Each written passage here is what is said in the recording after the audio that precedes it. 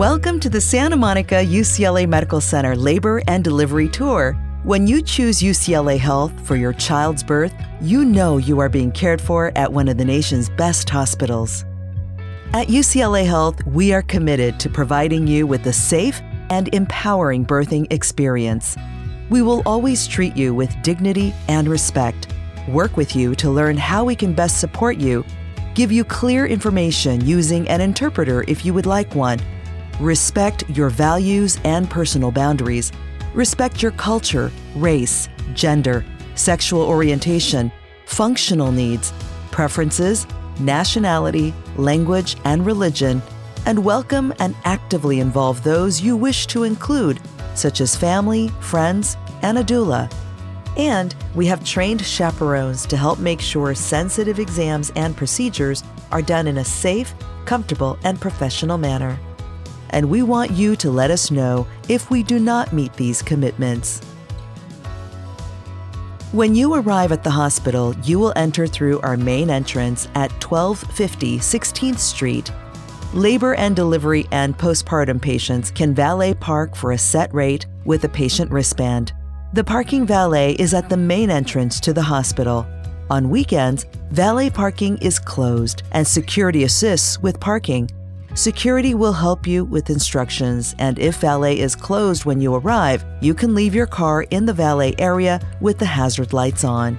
Privately owned and operated parking structures are also available on 15th and 16th Streets. Rates are posted as you enter these structures. Metered street parking is available every day except Sundays. Please carefully read the street signs. Wheelchairs are available if you are unable to walk, and our transport team will assist you up to labor and delivery. After entering the hospital, please go through the lobby and take the central elevators on your left up to the second floor. Exit the elevator and make a left. Go toward the labor and delivery waiting room, which you see here. There is a doorbell at the interior wooden door that you will press to be buzzed into the secure unit. A UCLA team member will be waiting for you at the greeter station located at the end of the labor and delivery hallway. Families and visitors are welcome to wait in our comfortable waiting room. Our labor and delivery suites are designed to meet all of your birthing needs. These large rooms include comfortable sleep chairs, natural light, and everything we need to monitor you and your baby during labor and after delivery. You are welcome to bring a yoga ball if you would like, and we provide peanut balls if you will be laboring in bed. All of our labor rooms have private attached bathrooms with showers, which can be used as a comfort measure. We also offer a variety of pain management options, including nitrous oxide, and an anesthesiologist is assigned to labor and delivery full-time to help with your pain management needs. After your baby's birth, you will stay in the labor and delivery unit for your recovery before moving to your postpartum room. We practice rooming in, which means your baby will stay with you in your room throughout your postpartum stay. Rooming in allows you to bond with your baby and learn their behaviors that tell you when they are ready to feed. Suites are available after delivery at an additional cost and require payment upfront. These rooms are larger and include a pull-out sofa bed, glider, and additional seating space for visitors. If interested, please let your nurse know, and we will see if a room is available. Reservations cannot be made in advance. At UCLA Health, we offer a variety of services to make your birthing experience special. Some of these are certified nurse midwives, aromatherapy, bedside iPads and Wi-Fi, 24-hour anesthesia support, pasteurized human donor milk in Well Baby Nursery, wireless fetal monitoring, a spiritual care program, signature dining, souvenir birth certificates, expert lactation consultants, and Baby and Me support groups, both virtual and in person. Our goal is to provide you with dignified and respectful care through a team approach. Regardless of who is caring for you now, when you reach the hospital, you will be cared for by a team that includes a doctor, resident doctors, nurses, lactation consultants who are experts in breastfeeding, care partners who are assistants to nurses, and others. Residents are doctors who are learning their OB/GYN specialty. They learn from attending doctors and midwives to build their future practice. Your birth wishes or plans are welcome, and we offer a template to create a birth plan on our BirthPlace website. If there are unforeseen circumstances, you will be involved in all discussions about your care to make sure that you and your baby are healthy during your stay. If you are considering having your baby circumcised, we encourage you to discuss this with your OB doctor. Circumcisions are considered elective procedures, and not all doctors perform them before Discharge Home. It is important to choose your baby's doctor before your baby arrives. You will schedule an appointment for your baby with this doctor 1 or 2 days after you go home, so this is important information to have when you come to the hospital. If you haven't already found your pediatrician, UCLA Health has pediatric practices throughout the greater LA area, including Burbank, Pasadena, Calabasas, the South Bay, West Los Angeles, and more. For a list of UCLA pediatricians near you, go to uclahealth.org or call 310-825-0867. The cost of having a baby varies depending on your insurance coverage. Please talk to your insurance company about your coverage. You can call your insurance provider and tell them the Santa Monica tax ID, which is 954-541687, to find out if you are in network. UCLA Health financial counselors are also available to answer questions at 424-259-8010. If you have UCLA MyChart, pre-register for labor and delivery through the menu under Register for My Delivery. If you do not have access to MyChart, registration forms are available on the BirthPlace website under Planning for Your Child's Birth. Now let's talk about when you should go to the hospital and whom you should call. It's time to go to the hospital when your contractions are stronger and closer together. If this is your first baby, you should go to the hospital when your contractions feel strong, last 45 to 60 seconds each, and occur every 3 to 4 minutes for at least 2 hours. If you have had a baby before, go to the hospital when your contractions have been occurring every 5 minutes for at least 1 hour. If you feel water leaking or gushing from your vagina, you should come to the hospital for evaluation. But you do not need to wait for your water to break before you go to the hospital. It is normal to have bloody show, which is a small amount of blood and mucus discharge when your cervix starts to open. Bright red, heavy bleeding, which looks like a menstrual period, is not common, so if you have this, you should go to the hospital to have it checked. One of the best ways to keep track of a healthy baby is to notice their movement patterns. You can count movements every day, preferably at the same time every day. Start counting your baby's movements approximately 1 hour after a meal while you are lying down on your left side. If your baby does not move 10 times in 2 hours, you should come to labor and delivery or the fetal diagnostic unit for further evaluation. When you are coming into the hospital, please call your obstetrician.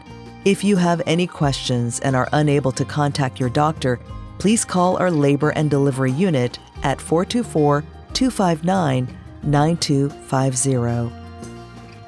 We will provide you with all the care essentials you will need to care for yourself and your baby after delivery, but some items you will want to pack for your baby include a large blanket or shawl, a receiving blanket, a nightgown, shirt and sweater, cloth diapers and rubber or Velcro pants if desired, socks or booties, and an infant car seat installed in your car facing backwards.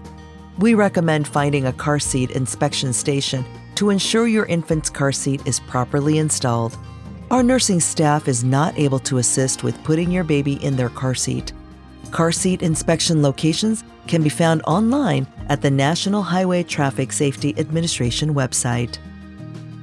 Some items that the hospital doesn't provide, which you will want to pack for your stay, include a nightgown, robe and slippers, personal toiletries and cosmetics, a change of clothes for your journey home, and other comfort items such as music, earphones, or your favorite pillow. We provide pads, baby care items, and breast pumps if needed. Immediately after your baby is born, as long as parent and baby are both stable, we assist you with skin to skin. During skin to skin, your baby rests naked against your bare chest. This close skin contact helps soothe your baby and regulates their heartbeat, breathing, and temperature. During safe skin to skin, baby's face is in a sniffing position, and you are able to gaze at their cheeks, face, and lips, making sure they have nice pink coloring. The parent practicing skin to skin should be at an incline and alert and ready to respond to the baby. The golden hour is the private time for you and your partner and newborn to come together for the first time as a family. We delay weights and measurements until after this special bonding time.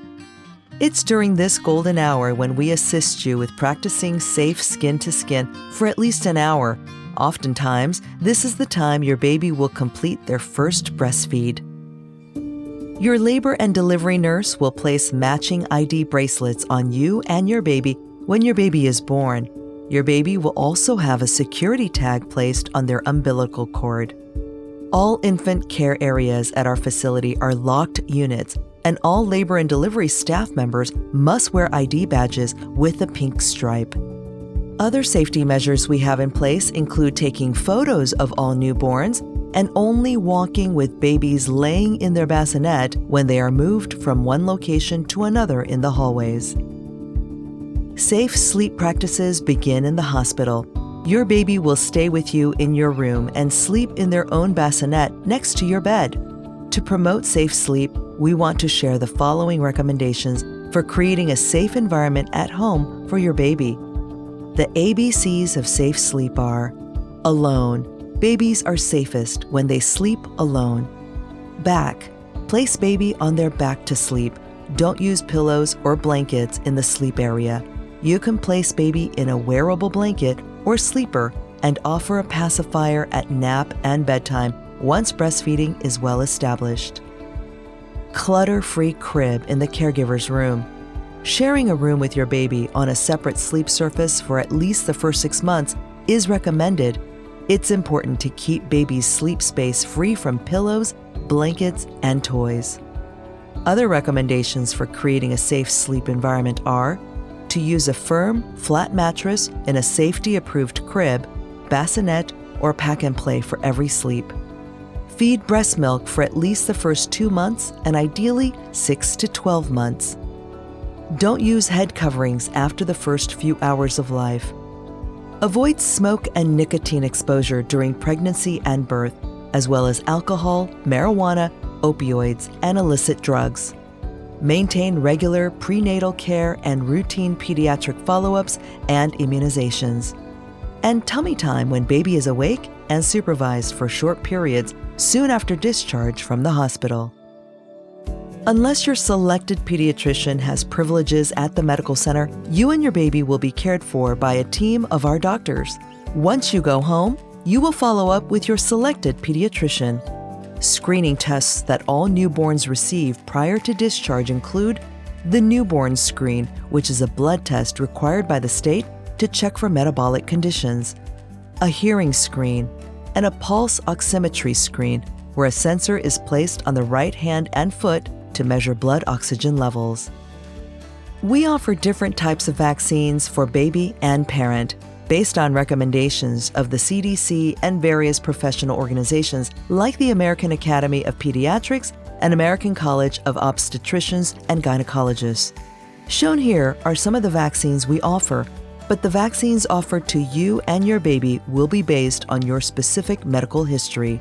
The flu vaccine is seasonal, meaning that it should be received once per year during flu season, and the pneumococcal vaccine is only needed for some higher-risk patients, such as those with a history of heart disease, lung disease, sickle cell disease, and diabetes, as well as other chronic illnesses. A birth clerk will visit every family on the postpartum unit.